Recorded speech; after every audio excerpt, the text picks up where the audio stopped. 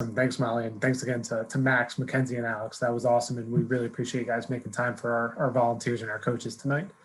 As we transition to our coach panel, I'm going to give you just a quick drive-by on our introductions. It's certainly a group that doesn't require a ton of introduction, but that way we'll hand it off and jump right into the conversation and questions with them. We've got two head coaches for you tonight, starting with Chris Ayers. Chris is in his 15th season at the helm of Princeton Wrestling. Just led the program to its first Ivy title and since 1986, so in more than 30 years this past February, which timed up with being our departmental 500th Ivy title. It was quite the celebration. Molly's flashing the goods there on the shirt. I'd be remiss to say Chris was an All-American at Lehigh. Have to get that plug in there, but excited to have Chris with us tonight. Our other head coach, Carla Berube. Carla played her college ball at UConn, led UConn to their first national title, which feels 11 titles ago back in 1995, but great player. Was at Tufts for 17 years before transitioning to be our head coach. This is her second season at Princeton, and she's lost a whopping one game in total thus far, which she'll probably tell you is one too many, but has been doing a great job. And again, entering year 2 here with the Tigers. In addition to our coaches, we've got Jason Gallucci with us. He's our director of performance, has been at Princeton for 20 years. He was an athlete back in his day too, playing football at Penn State, but has been at Princeton really leading our strength conditioning operation for a number of years. And then 4 years ago, transitioned over to the performance side of the fence as we really got that off the ground. And I'm excited to have him tell you a little bit about that tonight. I'm going to hand the keys over now to my colleague, Chris Mongilia, who will kind of help facilitate this conversation. He'll play point guard for the next 25 minutes here. Monge is in his 5th year as our director of basketball operations for our men's basketball program. Anybody who tunes into the Hard Cut series, he's kind of the behind the scenes lead director of that. So in addition to all his core responsibilities, he's really taken a talent to get that off the ground and deliver some awesome behind the scenes look at Max and our other men's basketball players. And then Monge, in what little free time he has, he's also started his own sports podcast this summer. So figured he was well suited to run the show here. And with that, Monge, take it away. Brendan, appreciate the introduction. I'm just excited to be here and talk to these 3 coaches that we have tonight. Start off with Carla. A phrase that I've found to always carry a lot of validity is you are the books that you read and the people you surround yourself with. So I wanted to know, is there a particular person that you surrounded yourself with that had an influence on your leadership, and maybe what leadership quality you would like to think that you have pulled from them? Yeah, I think I've been really fortunate to have had just great leaders in my career, coaches, like athletic directors, coaches I had, but also like colleagues. But I think the one that has had the most influence on me is probably Gino Oriema. I learned so much during my 4 years there, and how to be a good communicator, how important relationships are to successful teams, how to have mutual respect between coaches, players, among the staff.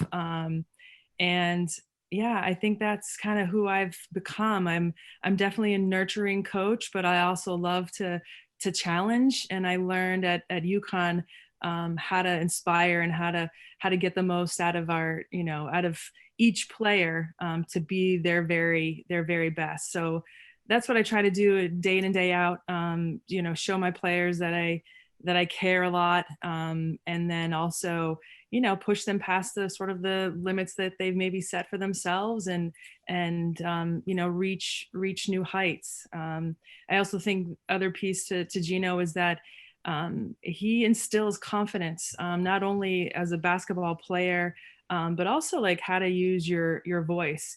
And you're really seeing it on a national stage now with Sue Bird, Brianna, Stewart, Renee Montgomery, Maya Moore. And it's just inspiring what he's done, just, basketball wise, 11 national championships, but just the women that are, coming out of that program. I'm very fortunate to have been now like a disciple of it. Definitely. Chris, I'd like to ask you the same question, maybe someone that you surrounded yourself with that had an influence on your leadership, and maybe what quality you pulled from them? Yeah, so it's actually kind of tough. My coach in college, Greg Strobel, and then we coached together for 6 years. So we were together for 11 years. He just passed away recently. And he's pretty young. So it's an interesting thing. I've been thinking about him a lot lately. And the number one thing that I took from him, wrestling coaches in the sport of wrestling, it can be viewed as like just, this tough grind of a thing. And everybody's got to be, mean. And he kind of made it fun, which was different in our sport. So I really took that from him, and I needed that. I was too serious as an athlete. I mean, losing was life or death, and I don't know if I had much bravery because I was really afraid of failure. And he kind of made it okay. And you're supposed to go out there, and the sport is supposed to be fun. So I really tapped into, the things that that are important for why you start a sport as a kid, and why you go out and play basketball or whatever you're doing. It's for fun. And so I really tapped into that again. So that really allowed me to grow. It really helped me at Princeton as well. If any of you guys follow us, we tend to have a lot of fun as a staff and a team, and we're laughing a lot, and that's not typical in our sport. Another thing that was interesting was he really didn't. I mean, he taught us wrestling moves and he trained us, but he really used wrestling as a vehicle to teach larger life lessons. And so for me, that's when coaching became pretty neat. It's funny, he always used to say it's pretty neat. So I kind of turned into him a little bit. I took a lot of his lessons, and they were great lessons. And what I think about in his passing is that's the beautiful thing about being a coach or a leader or anyone who's in the position to influence people. And I think my most transformational time of my life was those college years. So I really view my job as, we're trying to win wrestling matches for sure and Ivy League titles. And that's what people see. But I want the kids to remember other things, how to function better, in life, essentially. And then finally, he had the best attitude. It was incredible. He had cancer, and I would check in on him and see how he was doing it. And to him, it was the weirdest thing. He never one time was negative. It was like another competition for him. He's like, Ayers, I'm going to beat this thing. No problem. And, he lost like 40 pounds, and he'd send me pictures, and he'd be like, check out how small I am. I'm going to get big again. So it's just like this amazing thing. And the most, other than losing a family member, it's probably one of the hardest things to face is the fight against a disease like cancer. And just to see how he handled himself the whole time, I just don't know if I could do it. So I'm always trying to live up to that standard of him. And there's other lessons, but those were the primary ones that I got from my coach. And I try to give those to our team. Chris, really sorry to hear about that. I didn't know that when I was asking that question, but Yeah, that's all good. Same question to you. Me? Sorry. Yeah. Okay. So yeah, I have a little bit of different take on this, and you listen to Chris and Carla talk, and Max says something that's extremely powerful. I think the greatest influence on my leadership style is myself, right? And I'm not saying that because I'm a crazy narcissist, right? But what I'm saying is that I've been fortunate enough to be around some really, really powerful, strong leaders. I'm fortunate to have a great role model and a father. I played college football at an institution where we won quite a few games, and we were taught to do things a certain way. Then I'm fortunate enough to come to Princeton and work for somebody like Gary Walters, and then Molly, and be around Chris Saylor and Gail Ramsey, and watch how they manage their teams and their day to day. And I'm not going to try to embarrass her, but you want to talk about the model of positive leadership, Kim Mazeros. Right? How many times have we walked into a place where Kim is juggling 95 different things and does it with a smile on her face, And so I think, as we talk about our values at Princeton and being growth minded, so as Max said, if you're in a meeting and you're willing to be present and you're willing to learn, you're going to grow from basically anybody that you're around. And I've been lucky to have some very powerful and really strong people around me in my life. And I try to take them from them every day. And then, finally, I was fortunate enough to coach Mason Darrow, so as a coach, I learn from how he responds to me, right? And there's times I would talk to Mason and he might be giving me a look like I was crazy, and I knew I had to kind of change what I was doing a little bit. So I think, leadership coaching is a constant feedback loop, and I think that that's critical, to where you're always kind of, planning and then getting that feedback and revamping your style and what you have to do. So, I think that's the key. We preach being growth minded all the time. I'm very fortunate to have been around a lot of really strong leaders, and I still am. Always love a good Kim shout out. So we like that here at Princeton. When I was first asked to do this and I found out that you three were the panel, my initial thoughts were the authenticity that you each have in your leadership style. Now, Chris and Carla have just come off of Ivy League championships, which I know is always a good thing to celebrate around here. Chris, we'll come to you first. You inherited a program, to put it nicely, that needed some improvement. And you often speak about how years 1, 2, and 3 looked a whole lot different than year 14 did for you as a head coach. So can you touch upon your journey to finding your authenticity as a leader and how you stuck to your values throughout the process of building a program from the ground up? Yeah, it's crazy. I have this thing. It's the best time I never want to have again, because I did learn so much. And what was actually, in retrospect, I don't really know if I knew at the time that this was happening, but I had a lot of freedom to try things because not much was expected of what we were doing. We were coming out of a pretty dark place, and so it gave me a lot of freedom to just try things and see what worked. I had a lot of former experiences too that helped me in that situation too, but it really did allow me to figure out who I was as a coach. I was pretty young at the time too. So I came in and I just tried to be my coach basically. And then I realized that's not going to work. So then you work on the things where you get to you figure out what your wheelhouse is.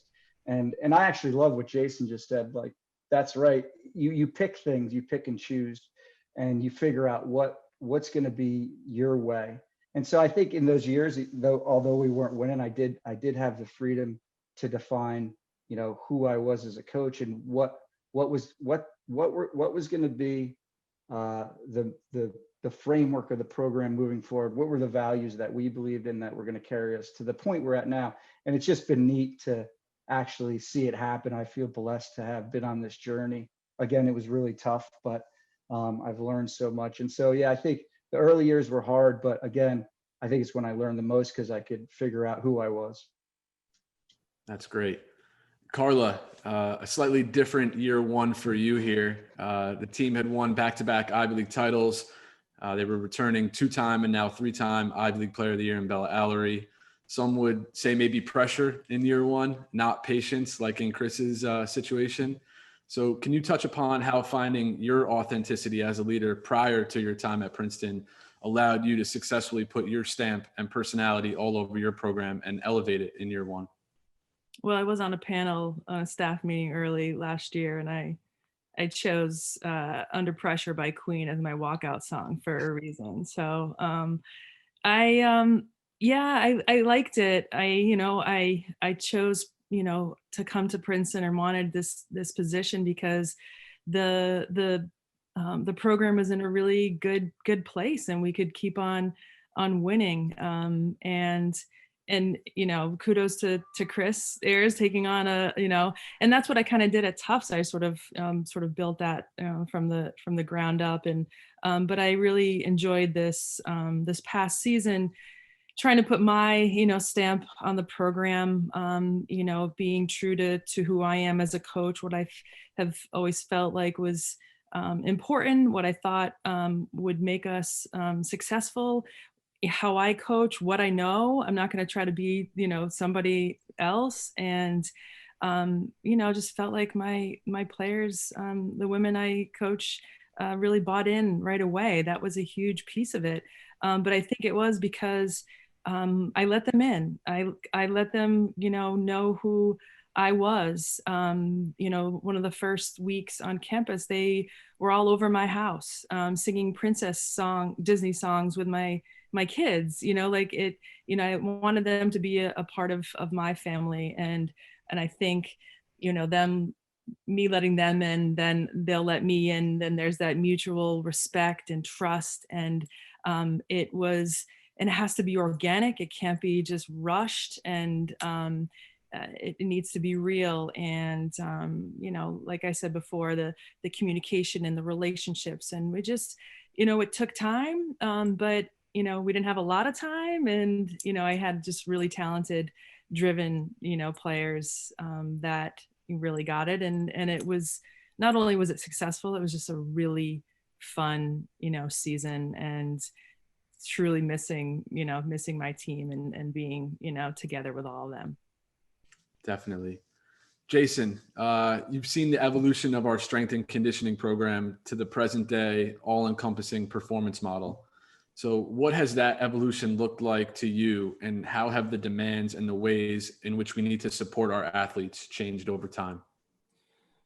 Well, I mean, I think when you get right down to the bottom line, the demands and the support the demands haven't changed at all. I mean, ultimately coaching is about relationships, right? So that hasn't changed. What has changed is that in my world, in the performance world, a performance coach might not have 250 athletes that they're responsible for. It might be quite less. So you're able to build that much stronger bond with those student athletes, with the coaching staff. We've obviously been fortunate enough to build out as well. And Molly referenced our sports psychologist, and just the family and the team around the team that we've really been able to develop at Princeton here to help basically strengthen every single possible bit of the experience that they're going to get at Princeton. And, again, I fall back on relationships. It's certainly grown quite a bit.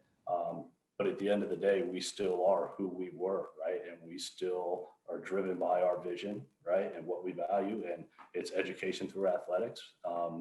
We want to achieve, serve, and lead, right? We hear all those tags, and we see those, but we put those up and we believe in those. That's just not writing on the wall. And we want to be competitively excellent. Molly talks about that all the time. So, the growth of performance has allowed us to build those relationships even stronger within the university and with our student athletes. We'll throw this one to Carla. In Daniel Pink's book, Drive, he references that every great man or woman is one sentence. So Pink's point is one way to orient your life towards greater purpose is to think of your sentence. So let's apply this to your team. Every great program is one sentence. What one sentence or statement best describes your program, and why? Yeah, good question, Manj. That's hard. It's hard to put it in a sentence. One, because I think we're still developing who we are too. The season got cut short and we're still, trying to figure it out. But I think who we are, and what means the most, is that Princeton women's basketball is a sisterhood. It's about creating lifelong friendships and memories, while being challenged to be your very best on the court, in the classroom, and in the community. And I think, we say this in a lot of my Zooms with recruits, that greatness is orange and black. So that's my sentence. I like that one. I like that. That's good. Chris, same thing to you. What would your program's one sentence be? I don't like this question very much, Manj. This is a tough one. I don't think Carla liked it either, but she didn't tell you that. I would say Princeton wrestlers are the most resilient individuals in the country. And the alumni base that supports them are the same way, and the people around the program. We have this thing, PFW, Princeton Family Wrestling. So we just kind of keep things at the core of what those things are, and it's a beautiful community. And we've been through a lot as a program. So I would say we're the most resilient program in the country. You said one sentence and then I kept going. So after my sentence, I thought you'd say that was pretty good, and It was done. It was good. or you'd say that was okay. You might not like the question, but we liked the answer. So that's what matters. That's awesome. Jason, how would you describe your performance staff and program in one sentence? Well, I mean, I would say every great staff, every great team is, and Carla said it in her response, is family, right? When you think about what you would do for your family and the ends and the lengths that you would go for your family, I think that's really what it boils down to. And we had the opportunity to listen to Molly Fletcher yesterday, right? And she did an activity with us where we had to write the 5 most important things down on a piece of paper and crumble them up and throw them away until you're left with one. And you know, that's what I was left with. It's family. And this Princeton for the 20 years has been part of my family. And I think that's where the strength is. And that we would pick up, and we do around this place, you know, for everybody and help. And, you know, it's just a great environment. All right, we're going to go to a 30-second answer here. We're going to go to Chris first on this one, since I hit Carla with a difficult one on the last one. Man. Give us your 30-second version of your recruiting pitch as to why Princeton. And I know that, Coach Ayers, you got a little bit of a different approach on that, so give it to us. Yeah, we basically use it as a filtration system. So we just tell the kids, hey, look, this is the toughest school you're looking at. It's the toughest academically. We have the toughest schedule. You know, now we say last year we wrestled wrestled Oklahoma State at Oklahoma. And then we came back here and wrestled Iowa and Jadwin on Sunday. And those are the type of things that we do. So if you don't want it tough, don't come here. So we're looking for tough, resilient individuals. And I truly believe that that's necessary to do well at Princeton. It's a tough place. So if kids know that coming in and they're a little scared, I think it works pretty well. Of course, we get into, you know, this is a lifetime decision. I'm sure all the coaches get into that because I do think it's different here in relation to the connectivity of the alumni. So we get into that a little bit more, but I would say 30-second speech is going to be around how tough it is here and if you want it or not. Carla, throw it up to you. I think it's all about what I've just been talking about. I know 30 seconds, but it's about, you know, it's about the relationships, it's about the people at Princeton. I think, you know, that's when I'm talking to recruits and their families, it's like, come here and you'll be challenged like never before, but you will be supported like you wouldn't believe. The people around the team, the team around the team, the resources on campus, you are going to get, you know, the best of everything. And this is from Lisa Van Ackeren, that there are no trade-offs, right? You can have everything. You can have everything here and, you know, play in a top 20 basketball program, but also being at the #1 school in the country and be so supported. And you're going to be a part of an incredible environment, positive and among, you know, teammates that will love you, you know, forever. Good answer. If anyone has questions that you want to ask the coaches, you can throw it into the chat. I have one more for them, but if any questions, again, throw it in the chat. We'll ask it to them. We're going to go to Jason for this one. What is one thing that you would want people to know about you that they may not know that speaks to who you are? Oof, that's tough. I'm a pretty open book. I mean, so I don't know if there's much about me that people don't know.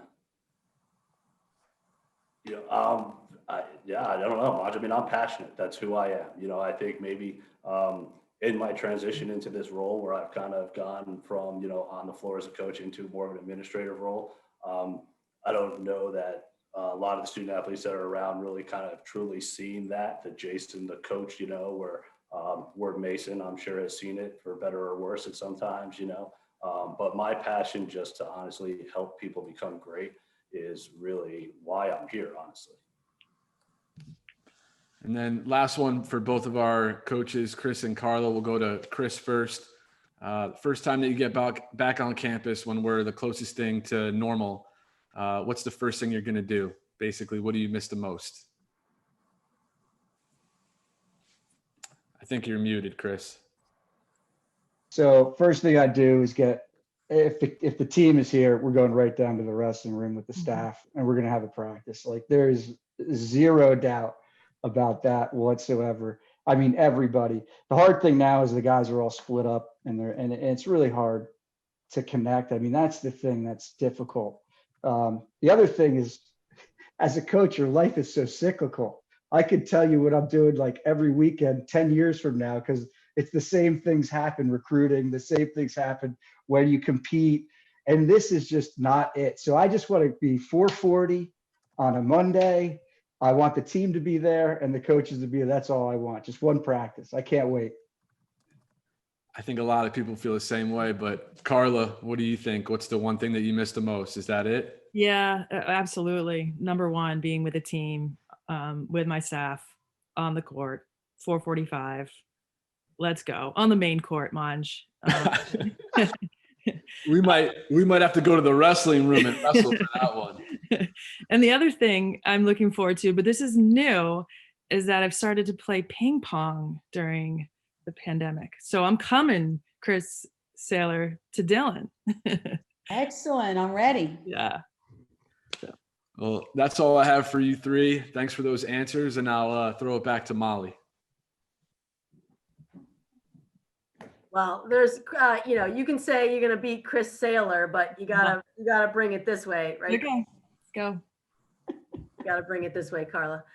So you guys, that was awesome. I think, as you guys see, the beat goes on. We're not doing what we love, but we're educating through athletics every day. Our coaches are remarkable. They're building leaders, they're building bravery, they're building confidence. We're building community. We continue to build a community, and we're building family every day. So, I think the other thing that's really important, as you see from these guys, is that we're using this time to invest in ourselves as a department, to invest in our student athletes, and to really dig into our values. And I think these guys just showed it so unbelievably well. Our student athletes, our coaches, Manj, sometimes I say don't give up your day job, but you're pretty darn good at this moderator thing. So thank you for doing that. And Krista, thanks for everything. I got a note from Alex. I don't want to embarrass him, but he said he had to go to class, and he said she's amazing and she should talk to more of our student athletes, because I think everybody could benefit from her message. So overall, a fabulous night. I hope we did the things that we set out to do for you to see our team behind the scenes, to give you a little bit of renewed energy, and to most importantly, see how much what you do really matters. So thank you guys. Stay with us. We're going to be back in action. And I've said it a bunch of times. I feel really bad for the competition, because when we're back we're all just so hungry to be in it. When we're back, there's no stopping us. So thank you all, and go Tigers.